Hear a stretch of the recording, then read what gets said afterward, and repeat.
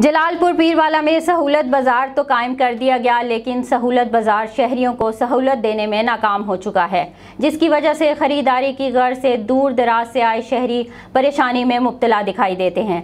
मजीद जानते हैं मोहम्मद अता साकी से।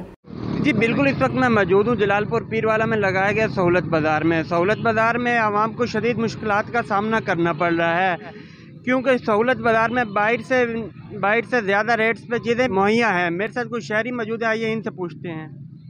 जी बिल्कुल, यहाँ पर जो है कोई सहूलियात नहीं है आवाम के लिए, और सहूलत बाज़ार के नाम पर जो है हुकूमत आवाम से मजाक कर रही है। यहाँ पर ना कोई बैठने की जगह है, और चंद दुकानें जो प्राइवेट अफराद को लगाने के लिए यहाँ पर इजाज़त दी गई है, वो बाहर की निस्बत ज़्यादा रेट ले रहे हैं। बाहर आलू बुखारा 200 है तो यहाँ पर 250-300 रुपये वसूल कर रहे हैं, और यहाँ पर ना कोई चीनी का डिपो है, ना कोई आटे का डिपो है। तो बेहतर है इससे ये लाखों रुपये जो हुकूमत जो है ऐसे ज़ाय कर रही है, इनको बंद कर दिया जाए, या यहाँ पर आवाम को मुकम्मल सहूलियात दी जाए।